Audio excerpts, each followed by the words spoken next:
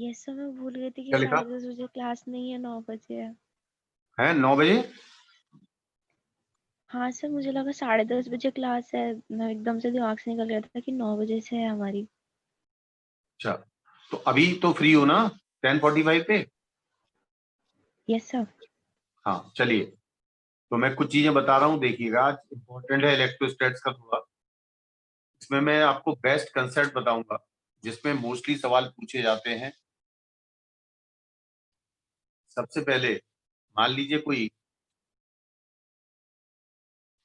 Conductor है, conductor है, ध्यान से सुनिएगा। कंडक्टर चाहे हॉलो हो या सॉलिड हो, ये पूरा चार्ज अगर स्पेरिकल है तो पूरा चार्ज सरफेस पर यूनिफॉर्मली डिस्ट्रीब्यूट होगा अगर स्पेरिकल है तो। और यहाँ पर सिग्मा कांस्टेंट होगा, सिग्मा इक्वल होगा। सिग्मा का मतलब पर यूनिट एरिया पर चार्ज बराबर होगा अगर ये स्पेरिकल है, रेडियस आर का। और अगर मान लीजिए ये आर्बिट्ररी शेप का है, तो आर्बिट्ररी शेप में जो चार्ज का डिस्ट्रीब्यूशन होगा वो इस तरह होगा कि जहां पर पॉइंटेड एजेस होगी वहां सिग्मा ज्यादा होगा, लेकिन हर पॉइंट का पोटेंशियल, यहाँ का पोटेंशियल होगा V equal to k q by are. के जानते हो ना आप, 1/4 पाई एप्सिलॉन नॉट। और इस पर हर जगह पोटेंशियल बराबर होगा, कांस्टेंट होगा पोटेंशियल, लेकिन ये के क्यू बाई आर नहीं होगा, हर जगह V बराबर होगा। अब हर जगह V अगर बराबर है तो अंदर इलेक्ट्रिक फील्ड जीरो है। इलेक्ट्रिक फील्ड तो यहाँ भी जीरो है, किसी भी कंडक्टर के अंदर इलेक्ट्रिक फील्ड क्या होती है? जीरो। और 0। ऐसा जब भी पॉसिबल है कि जब हर जगह पोटेंशियल क्या हो? बराबर। तो अब मैं इसके बाहर जाऊं, इसके बाहर अगर जाता हूं तो पोटेंशियल चेंज होता है, ठीक है ना? इसके बाद इलेक्ट्रिक फील्ड स्टार्ट होती है। अब इसको थोड़ा सा और डीप में समझे कि अगर हम सेंटर से सरफेस तक गए तो ध्यान रखिएगा potential depends on nature of charge. अब चार्ज का नेचर कैसा है? पॉजिटिव, तो पोटेंशियल भी पॉजिटिव होगा। तो जब तक आप सरफेस तक नहीं पहुंचे, जब तक आप सरफेस तक नहीं पहुंचे तब तक पोटेंशियल कांस्टेंट है, वो है V नॉट के बराबर।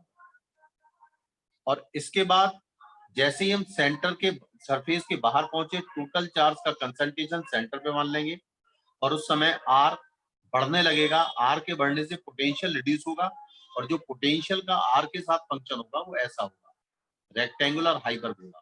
बात समझ में आ रही है? अब गौर से देखिए, जो dv अपॉन डी आर है, dv अपॉन डी आर, ये R है और ये R है। dv अपॉन डी आर जो है उसका स्लोप जो है वो नेगेटिव।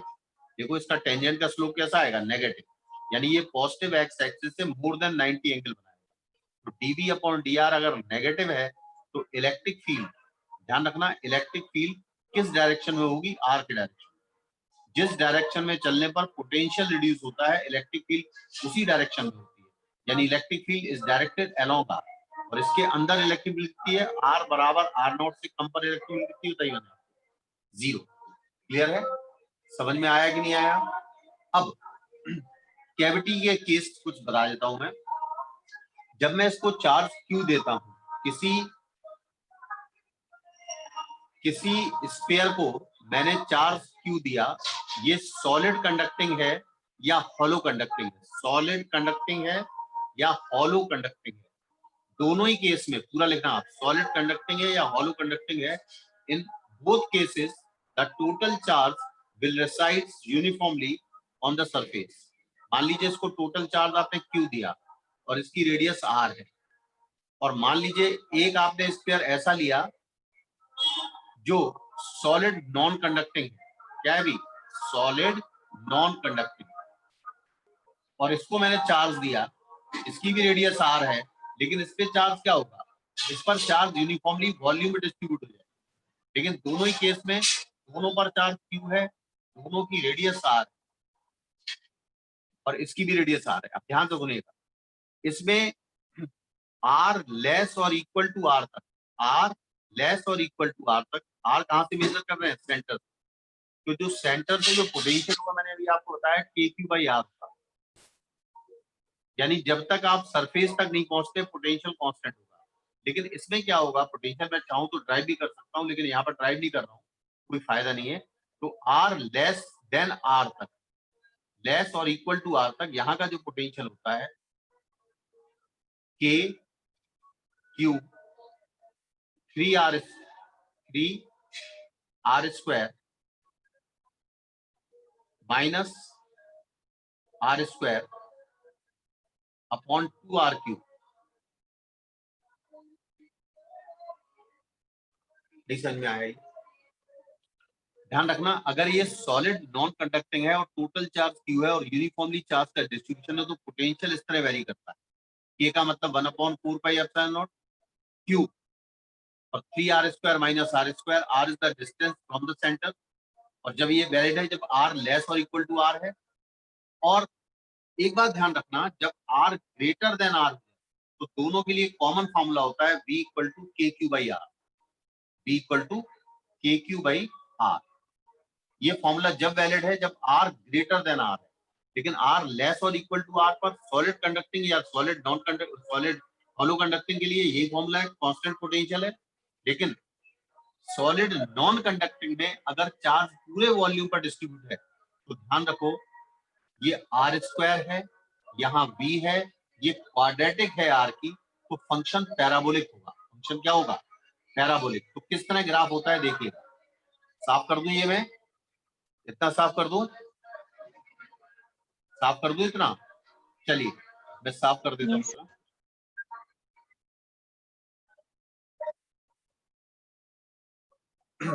तो मैंने फॉर्मूला बताया v equal to k q 3r square minus r square upon 2r q. ये किसके लिए है? ये किसके लिए फॉर्मूला है? Solid non conducting solid non charge conducting. Distribution. Graph का शेप है पैराबोलिक। कैसा शेप है ग्राफ का? ग्राफ का शेप कैसा है? पैराबोलिक। पैराबोलिक। तो ध्यान रखो जब r बराबर 0 लिखोगे, यानी सेंटर की बात कर रहे हैं, तो उस समय क्या हुआ result? Eight the centre, eight the centre r बराबर 0, ये r है। एट द सेंटर r बराबर 0 लिखो तो क्या ये 3kq/2r आएगा? 3kq/2r। Yes sir. और ये डिक्रीज होगा पैराबोला की तरह यहां तक। जब r बराबर r पर पहुंच गए, ये r बराबर r पर पहुंच गया, तो ये शेप पैराबोला है, दोनों तरफ होगा ये। और उसके बाद इसका रेक्टेंगुलर हाइपरबोला होगा। समझ में आया ये ग्राफ? यानी सबसे ज्यादा इलेक्ट्रिक फील्ड, सबसे ज्यादा स्लोप एट द सरफेस होगा, उसके बाद स्लोप कम होता जाएगा और इलेक्ट्रिक फील्ड कम होती जाएगी। खास बात यह है कि एट द सेंटर स्लोप 0 है। देखो बिल्कुल सेंटर पे स्लोप कितना है? 0। और उसके बाद स्लोप बढ़ रहा है, यानी सबसे ज्यादा स्लोप है एट द सरफेस, उसका स्लोप डिक्रीज होना स्टार्ट हो गया। यानी electric field is 0 at the centre and electric field is maximum at the surface and then electric field start decreasing. Electric field क्या हो रही है? डिक्रीज हो रही है। क्लियर है? ये किसके लिए? Solid non conducting. जबकि मैंने आपको सॉलिड कंडक्टिंग का बता दिया, सॉलिड हॉलो कंडक्टिंग का बता दी, सॉरी हॉलो कंडक्टिंग का बता दिया। ये याद रखिए। कुछ चीजें और याद रखो, जो सेल्फ एनर्जी होती है, मान लीजिए आपने एक हॉलो कंडक्टिंग लिया या सॉलिड कंडक्टिंग लिया, मैंने आपको बताया कोई फर्क नहीं पड़ता, क्योंकि जब भी कंडक्टिंग मटेरियल होता है no charge will inside the volume. Total charge कहाँ होगा? टोटल चार्ज कहाँ होगा अभी? Surface surface. पर। और मान लीजिए सरफेस पर जो टोटल चार्ज है क्यू है और इसकी रेडियस आर है, तो इसकी जो सेल्फ एनर्जी है यू क्या होती है? K q square by 2r। क्या होती है? K q square by 2r। अब देखो चाहे पॉजिटिव चार्ज ले या नेगेटिव चार्ज ले, क्यू स्क्वायर तो हमेशा पॉजिटिव आएगा ना, तो यू के क्यू स्क्वायर बाई 2r। जबकि अगर यही हमारा सॉलिड नॉन कंडक्टिंग होता और टोटल चार्ज प्लस क्यू ही होता, लेकिन वॉल्यूम पे डिस्ट्रीब्यूट होता, तो इसकी सेल्फ एनर्जी होती के 6 kq स्क्वायर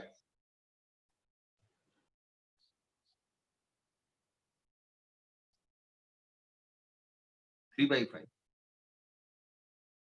ऐसा करो,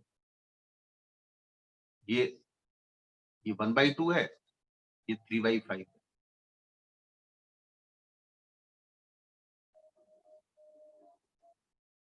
ये कितना आएगा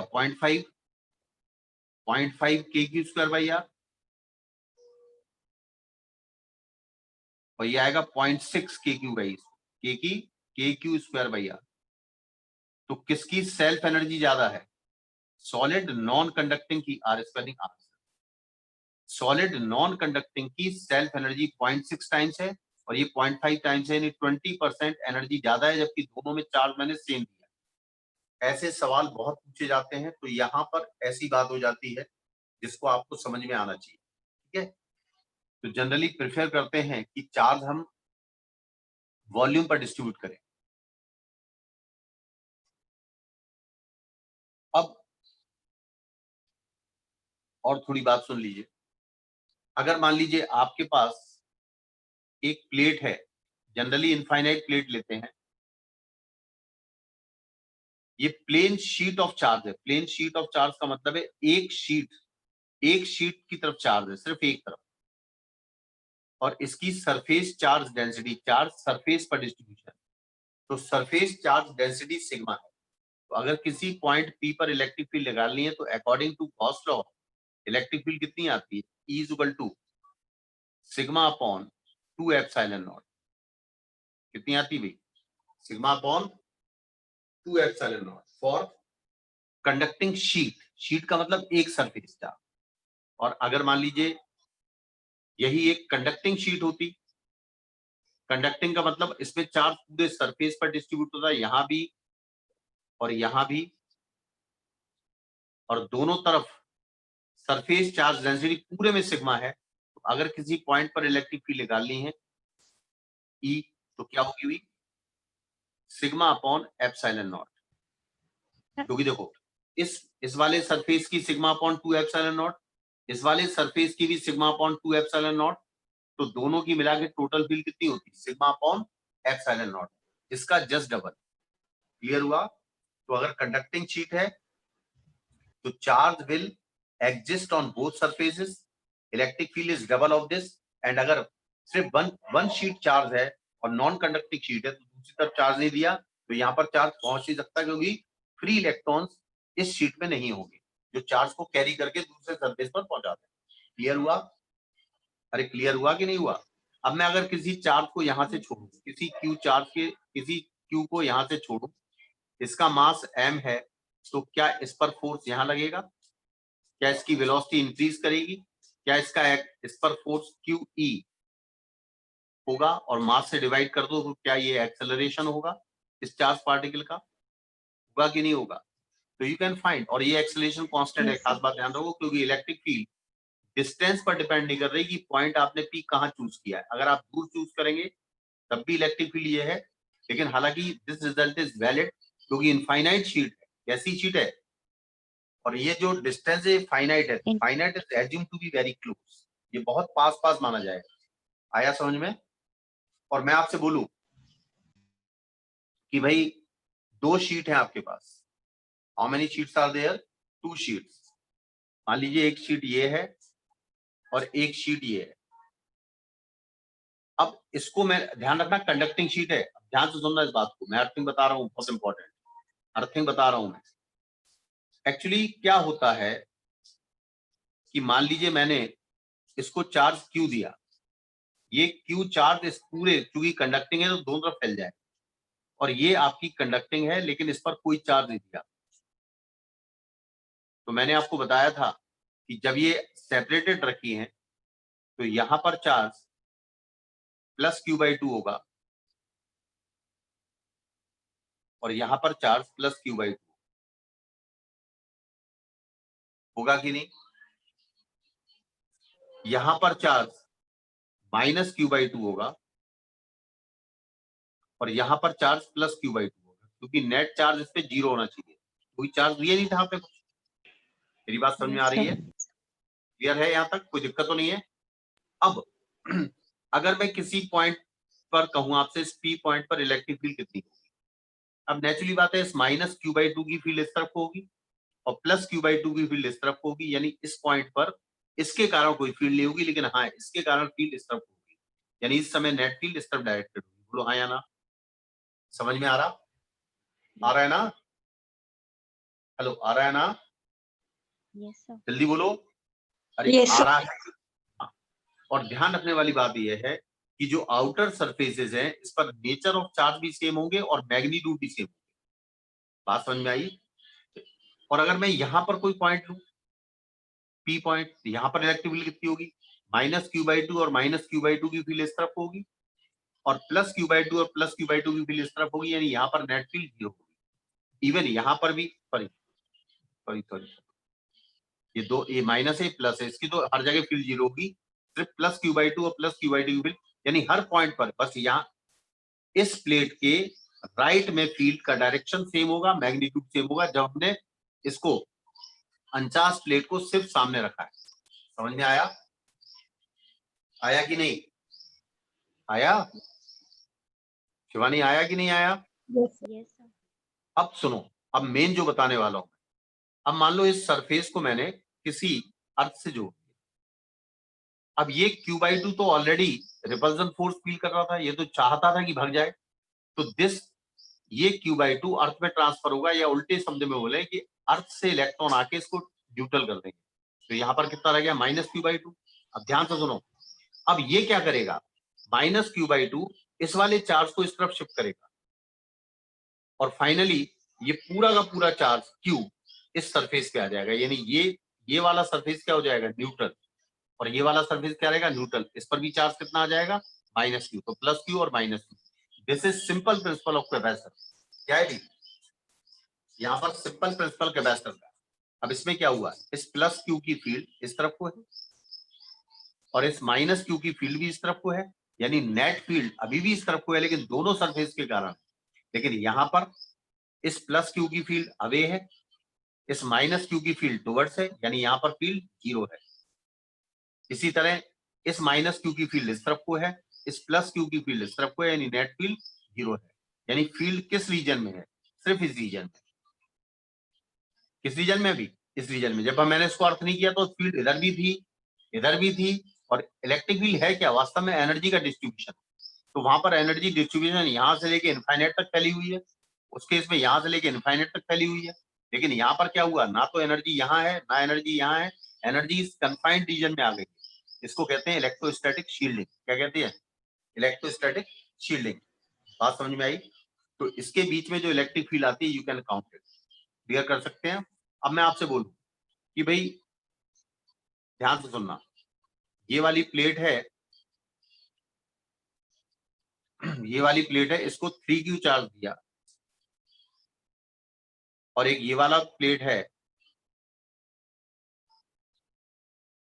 एक इसको दिया -q चार्ज, और एक तीसरी प्लेट है अनचार्ज।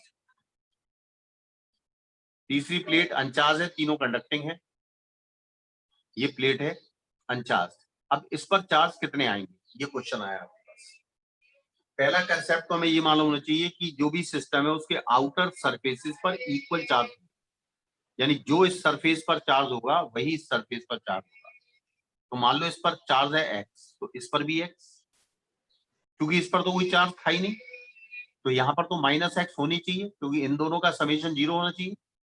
यहाँ पर टोटल चार्ज कितना था? -q। यहाँ पर x ले लिया, तो यहाँ पर क्या -q + x होगा? क्यों होना चाहिए? क्योंकि इन दोनों का समेशन -q के बराबर होना चाहिए। ठीक है, मन में आ रहा है? Yes sir. इन दोनों का समेशन क्या होना चाहिए? इन दोनों का -q के समेशन बराबर। -q के बराबर होना चाहिए। अच्छा, आमने सामने इक्वल और अपोजिट चार्ज होंगे, तो यहाँ पर -x हो, तो यहाँ पर कितना होगा? यहाँ पर कितना +x। होगा? बोलो, यहाँ पर कितना होगा? x। x। बात समझ में आ रही है? यहाँ पर होगा x, यस सर। और यहाँ पर कितना होगा? 3q - x। इन दोनों का समेशन किसके बराबर है?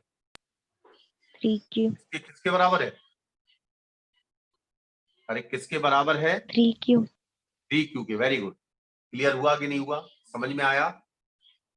अरे समझ यस में सर। आया? समझ में आ गया ना? हेलो हेलो, क्लियर है? Yes, अब sir. Yes sir. अब तुम ये समझोगे यार ये x कैसे निकालें।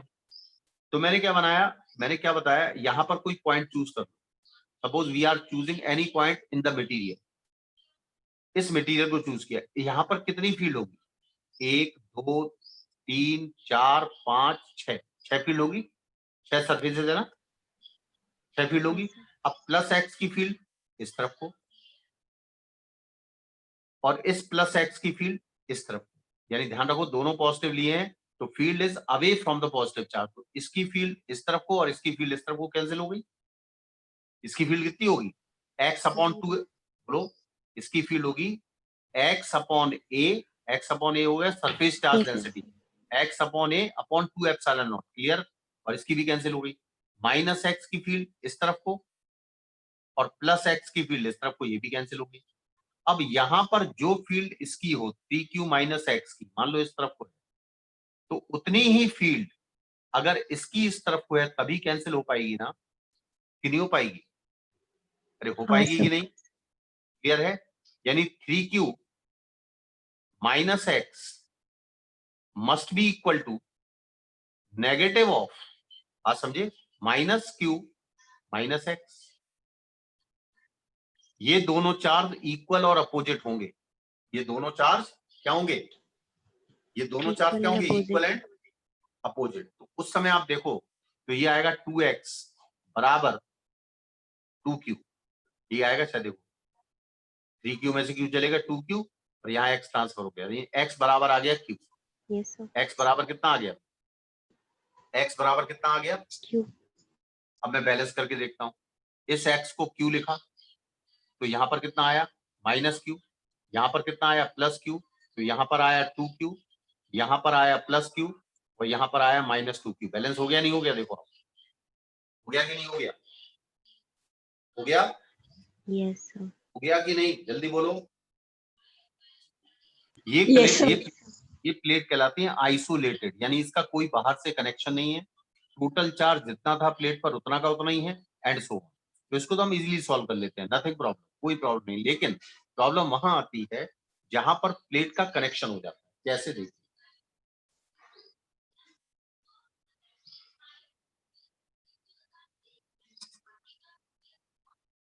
कैसे, मान लीजिए आपके पास, मैं कैसे ही सवाल बना देता हूं,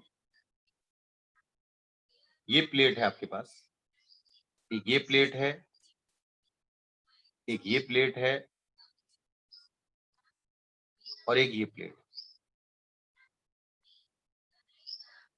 and suppose these two plates are connected by a wire।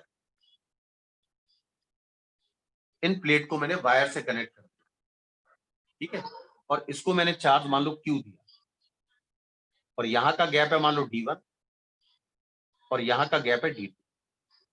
खास बात यह है कंडक्टिंग वायर है ये, तो मान लो मैंने कहा है इसका पोटेंशियल अगर V0 है तो इसका भी V0 है, और इसका मैंने मान लिया V है। खास बात यह है कि जो पोटेंशियल डिफरेंस यहां से यहां तक के बीच में है वही पोटेंशियल डिफरेंस यहां से यहां तक के बीच में, देखो है कि नहीं भी पोटेंशियल डिफरेंस। देखो इन दोनों Yes. प्लेट के बीच का पोटेंशियल डिफरेंस कितना है, V माइनस V0, और इन दोनों सरफेस के बीच का पोटेंशियल डिफरेंस कितना है, V माइनस V0। तो ध्यान रखो कि जब प्लेटेड किसी कंडक्टिंग वायर से कनेक्टेड है तो जो आपस में कनेक्टेड होगी उनका पोटेंशियल सेम होगा, पहली चीज, पहला कंसेप्ट। इसमें एक खास बात और ध्यान रखने वाली बात है कि अगर मैंने कहा यहाँ पर चार्ज x है तो यहाँ पर भूल के भी माइनस एक्स मत ले लेना, यहाँ पर मुझे कुछ और लेना पड़ेगा, मान लो y है। ये x और माइनस एक्स तो जब लेते हैं जब ये आइसोलेटेड, यानी इसमें चार्ज का डिस्ट्रीब्यूशन हो सकता है। इसमें पहले क्या था, मैंने कोई चार्ज नहीं रखा था, यहाँ पर Q 0 था तो यहाँ पर मैंने क्या लिखा y, तो यहाँ माइनस वाई लिख दिया था, लेकिन ऐसा इसमें नहीं होगा, ठीक है। तो यहाँ पर x है लेकिन ये आइसोलेट, तो यहाँ पर तो पक्का है ये Q माइनस एक्स ही होगा। यहाँ कितना होगा भाई, Q माइनस एक्स होगा, क्योंकि इन दोनों का समेशन तो Q रहेगा, इन दोनों का समेशन क्या रहेगा, Q। क्लियर है, अरे भाई क्लियर Yes, है sir. कि नहीं है, समझ में आ रहा है, हेलो, आ रहा है कि नहीं। Yes, sir. अच्छा, ये कंफर्म है कि इन दोनों का टोटल मिला के चार्ज 0 होगा, इन दोनों का टोटल मिला के चार्ज कितना होगा, बोलो, कोई चार्ज तो नहीं था इन दोनों को मिला के, अरे इन दोनों पर कोई चार्ज था क्या? नहीं था ना। नहीं सर।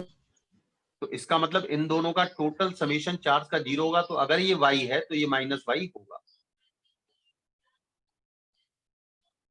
होगा कि नहीं यस होगा भाई? सर। चलिए अब आगे बढ़ जाओ। अब मैं कहूं आपसे कि यहां पर इलेक्ट्रिक फील्ड इस डायरेक्शन में है और यहां पर इलेक्ट्रिक फील्ड इस डायरेक्शन में है कि नहीं है? अरे भाई बताओ, यहां पर इलेक्ट्रिक हाँ फील्ड सर। कितनी है? यहां पर इलेक्ट्रिक फील्ड कितनी है बताओ? अरे इसके कारण भी है, इसके कारण भी है और इसके कारण भी है। बोलो, इसके कारण फील्ड कितनी है? जल्दी बोलो फील्ड।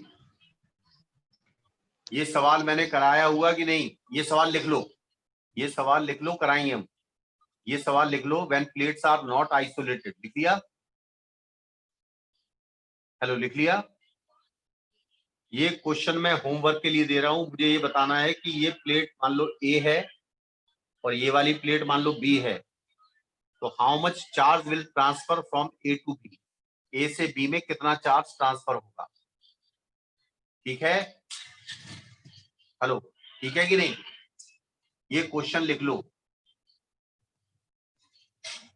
लिख लिया ये क्वेश्चन?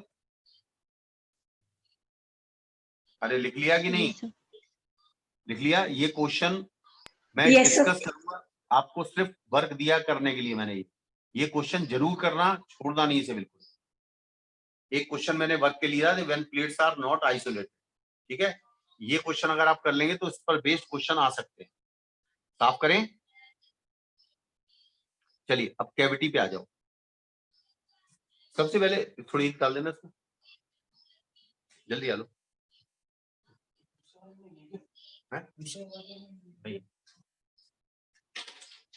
देखो, मान लीजिए एक स्पेयर है, ये एक स्पेयर है और इस स्पेयर के अंदर एक कैविटी है। कैविटी समझते हैं? बीच में स्पेस है, यहां पर कंडक्टिंग मटेरियल है लेकिन यहां पर एयर स्पेस है। मान लो आपने एक चार्ज क्यू बिल्कुल सेंटर पे रख दिया। Suppose a charge Q is placed at the centre symmetrically. दूसरे केस में फिर कैविटी है, वही केस है, लेकिन अब चार्ज को अनसिमेट्रिकली रखा है, यानी चार्ज को यहां रखा है। पहले बिल्कुल सेंटर पे रखा था, अब बिल्कुल यहां रखा है। इन दोनों केसेस में क्या फर्क? देखिएगा, सबसे पहली चीज तो एक हमें याद रहो कि इस मटेरियल के अंदर इलेक्ट्रिक फील्ड 0 होगी। किसी भी कंडक्टर के वेरी अंदर ठीक इलेक्ट्रिक है। फील्ड कितनी होती है? 0। दूसरी बात, कंडक्टिंग इलेक्ट्रिक फील्ड जब ही 0 होती है जब यहाँ का पोटेंशियल हर पॉइंट का सेम, हर पॉइंट का पोटेंशियल सेम। अब इसकी जो इलेक्ट्रिक फील्ड होगी अंदर से इस तरफ होगी, ऐसी रेडियली आउटवर्ड। तो यहां पर जो चार्ज इंड्यूस्ड होगा वो नेगेटिव होगा। अगर मैं इस पॉइंट पे इलेक्ट्रिक फील्ड देखता हूं तो प्लस क्यू की और माइनस क्यू की फील्ड 0 होगी। ये समझे? प्लस क्यू का पोटेंशियल और माइनस क्यू जो है उसका पोटेंशियल दोनों मिला के 0 होगा। लेकिन यहां पर जो पोटेंशियल होगा वो केवल बाहर वाले चार्ज का होगा और बाहर वाला चार्ज यूनिफॉर्मली डिस्ट्रीब्यूट होगा। The outer charge will distribute uniformly over the surface. इस सरफेस पर यूनिफॉर्मली डिस्ट्रीब्यूट। क्लियर है? अब जैसे यहां पर देखें तो यहां पर फील्ड स्ट्रांग है, पास में क्योंकि पॉइंट, और ये दूर दूर है, तो इंडक्शन तो यहां भी होगा चार्ज, लेकिन नॉन यूनिफॉर्मली होगा ऐसे। तो ये फील्ड का लाइन, फील्ड लाइन ऐसी होगी, बहुत डेंस होगी यहाँ पर और फिर इस तरह एंट्री कर रही होगी ये, लेकिन होगा ये पूरा इक्यू पोटेंशियल। ध्यान रखना, ये सरफेस इक्यू पोटेंशियल होगा और इसके बाद यहां पर फील्ड फिर 0 होगी और इस पर जो चार्ज का डिस्ट्रीब्यूशन होगा वो वही होगा जो ऊपर वाले का है। मेरी बात समझ में आ रही है? जो ये स्पेयर था, स्पेयर के आउटर सरफेस पे जो चार्ज होगा वो यूनिफॉर्मली डिस्ट्रीब्यूशन होगा और अंदर कैविटी के सरफेस पे जो चार्ज होगा that is non uniformly distributed. लेकिन लेकिन इसकी जो सरफेस चार्ज डेंसिटी होगी और इसकी जो सरफेस चार्ज डेंसिटी होगी दैट इज सेम। इसमें क्या होगा, कैविटी पर भी चार्ज का डिस्ट्रीब्यूशन यूनिफॉर्म होगा, लेकिन यहाँ पर ऐसा नहीं होगा। यहाँ पर कैविटी में चार्ज का डिस्ट्रीब्यूशन यूनिफॉर्म नहीं होगा। समझ में आया? सर हाँ बोलो, जोर से बोलो जरा। सर एक बार शुरू से बता दीजिए, नेटवर्क चला गया था। कौन सा वाला, ये वाला? सर शुरू से थोड़ा बता दीजिए। शुरू से देखो, सर नेटवर्क चला और बड़ा गया था। बना दे, और बड़ा बना दे। मैं ये कह रहा हूं कि आपके पास एक कंडक्टिंग मटेरियल का सॉलिड स्फीयर है जिसमें मैंने एक कैविटी कर रखी है, कैविटी भी सिमेट्रिक है इससे, और मैंने चार्ज को क्यू को यहां रखा सेंटर पे, दिख रहा है ना? Yes sir. अब जो ये सरफेस है ए वाला, इस ए के हर पॉइंट पर इसकी इलेक्ट्रिक फील्ड एक जैसी होगी ना, क्योंकि बराबर डिस्टेंस पर है। तो यस सर। तो अब क्या करता है, क्योंकि कंडक्टिंग मटेरियल है, इसके अंदर प्लेंटी ऑफ फ्री इलेक्ट्रॉन्स है, तो जो इलेक्ट्रिक फील्ड जैसे ही रखोगे आप, वो इलेक्ट्रिक फील्ड इसके अंदर भी आ जाएगी तुरंत, इस मटेरियल में भी। वो इलेक्ट्रिक फील्ड क्या करेगी, उन प्लेंटी ऑफ इलेक्ट्रॉन्स को अपनी तरफ अट्रैक्ट करेगी। तो यहाँ पर नेगेटिव चार्ज का कलेक्शन हो जाएगा। क्या हो जाएगा यहाँ पर, क्या हो जाएगा? नेगेटिव चार्ज का क्या होगा भाई? नेगेटिव चार्ज का कलेक्शन। हाँ, अब पॉजिटिव चार्ज क्यू और ये नेगेटिव चार्ज क्यू, इन दोनों की जो फील्ड होगी वो आपस में एक दूसरे को कैंसिल करेगी बीच मटेरियल में, तो फील्ड यहाँ पर कितनी होगी, जीरो। अब चूंकि जीरो। इस पूरे पर नेट चार्ज जीरो था, तो यहाँ पर चार्ज आपका माइनस क्यू आया, यहाँ पर कितना आया, माइनस क्यू, तो यहाँ पर भी प्लस क्यू आएगा, और यहाँ पर चार्ज का डिस्ट्रीब्यूशन यूनिफॉर्म होगा। कैसा होगा भाई, कैसा होगा? हेलो, कैसा होगा? ये Q uniform potential distribution. Surface जब ही हो पाएगा जब चार्ज का डिस्ट्रीब्यूशन यूनिफॉर्म हो। ये भी ध्यान रखो, ये भी इक्यू पोटेंशियल है, लेकिन यहाँ पर दो चार्जेस हैं, एक तो ये अंदर रखा हुआ चार्ज और एक इंडक्शन के कारण चार्ज। इन दोनों के कारण किसी भी पॉइंट का पोटेंशियल यहाँ पर भी, यहाँ पर दिख रहा है आपको, इसके किसी भी पॉइंट का पोटेंशियल जो होगा, ध्यान से सुनो, इसके किसी भी पॉइंट का पोटेंशियल, मेरी बात समझ में आ रही है, आ रही कि नहीं? किसी भी पॉइंट का पोटेंशियल बराबर होगा, क्योंकि इस कैविटी के बाहर कोई इलेक्ट्रिक फील्ड नहीं है, यानी ये भी क्यू पोटेंशियल है, लेकिन ये क्यू पोटेंशियल है इस प्लस जो चार्ज सेंटर पे रखा है उसके कारण, और एक इंड्यूस चार्ज के कारण। नहीं समझ में आया? आया कि नहीं आया? आ गया सब। आ गया। और ये जो प्लस क्यू भागेगा यहाँ से, वो पूरे सरफेस पर यूनिफॉर्मली डिस्ट्रीब्यूट हो जाएगा। अगर ये इसको मैं यहाँ रखता, अनसिमेट्रिकली रखता, तो फील्ड कहाँ स्ट्रॉन्ग होती, यहाँ पर स्ट्रॉन्ग होती। तो यहाँ पर इंडक्शन, यहाँ पर इंडक्शन दिख रहा है आपको, ये इंडक्शन के कारण यहाँ पर चार्ज का कलेक्शन ज्यादा होता, यहाँ पर कम होता, होता नेगेटिव। बात समझ में आ रही है? क्लियर है? अब तो कैविटी के अंदर जो चार्ज इंड्यूस्ड हुआ है उसका डिस्ट्रीब्यूशन नॉन यूनिफॉर्म है जब चार्ज को अनसिमेट्रिकली रखा है कैविटी में। लेकिन एक बात सही है कि माइनस क्यू होगा, तो उतना ही माइनस क्यू का प्लस क्यू सरफेस पर भागेगा, और सरफेस पर चूंकि इलेक्ट्रिक फील्ड जीरो करनी है, और इन दोनों चार्ज के कारण पोटेंशियल यहाँ पर जीरो है, क्योंकि जितना माइनस क्यू है उतना ही प्लस क्यू है, और टोटल चार्ज का कंसंट्रेशन हम सेंटर पे लेंगे, तो यहाँ पर इन दोनों चार्ज का नेट पोटेंशियल जीरो है। तो जो भी पोटेंशियल होगा बाहर वाले चार्ज का होगा, और बाहर वाले चार्ज का डिस्ट्रीब्यूशन इस तरह होगा कि ये पूरा इक्यू पोटेंशियल रहे, तो यहाँ पर जो सरफेस चार्ज डेंसिटी होगी सरफेस की, वो यूनिफॉर्म होगी। क्लियर हुआ? अरे क्लियर हुआ कि नहीं हुआ? समझ में आया? अरे समझ में आया? समझ में आया कि नहीं? Yes sir. हाँ, तो अगर कैविटी के अंदर चार्ज अनसिमेट्रिकली रखा है तो कैविटी के अंदर चार्ज का डिस्ट्रीब्यूशन अनसिमेट्रिक होगा, लेकिन बाहर स्फीयर है तो स्फीयर पर चार्ज का डिस्ट्रीब्यूशन यूनिफॉर्म होगा। क्लियर हो गया? ठीक है। और जो फील्ड होगी, ध्यान रखो, इस केवल इस क्यू की फील्ड होगी, इस शेल की कोई फील्ड नहीं होगी, ना इसकी कोई फील्ड होगी, और इसकी फील्ड की लाइंस का डायरेक्शन ये होगा ऐसे। केवल फील्ड किसके कारण होगी? केवल फील्ड किसके कारण होगी?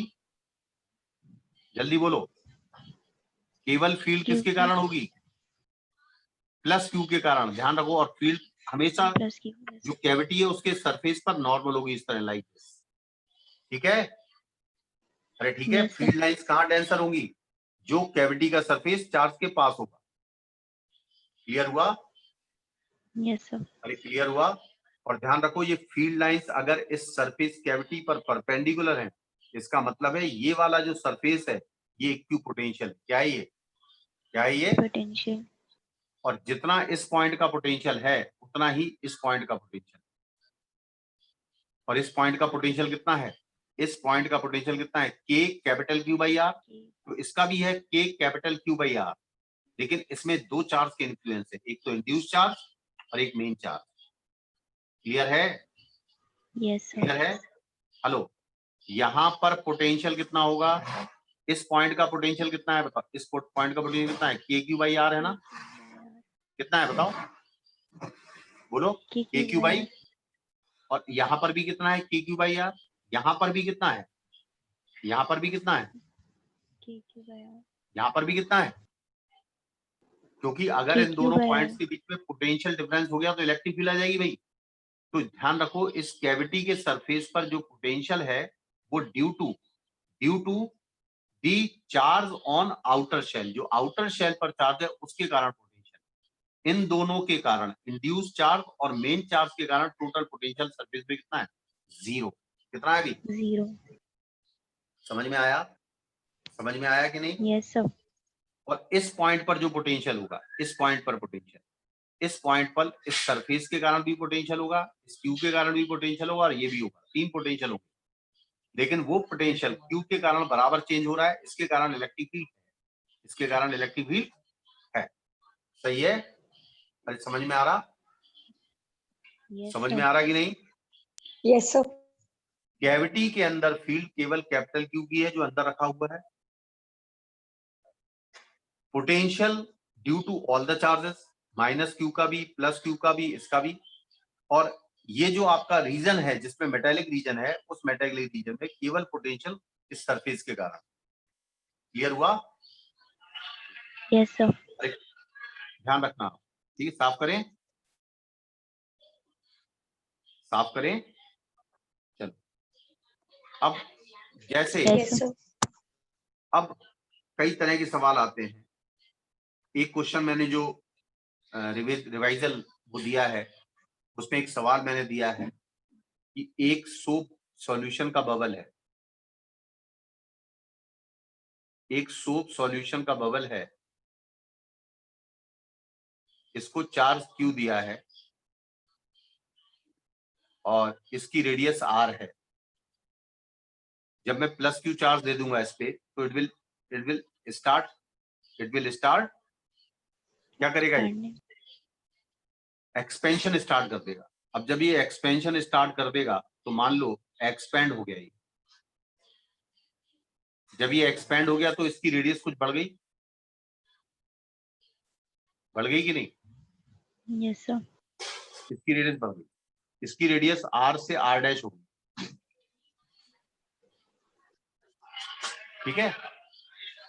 अब ये बताना है कि what is the change in radius, मतलब जो रेडियस है वो कितनी है। क्वेश्चन दिया हुआ है, शायद एक क्वेश्चन दिया है ना मैंने, उसमें क्या, उसमें दिया है रिवाइजल प्रॉब्लम में, देखो 14 या 15 है, और 14 15 को दोनों को इन्वॉल्व करके एक नया क्वेश्चन बना है।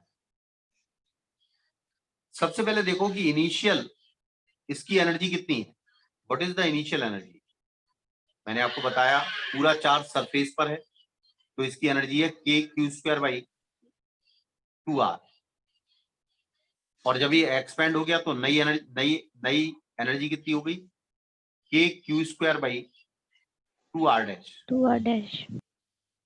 अब मेन चीज है इसकी पोटेंशियल एनर्जी में कमी आई है।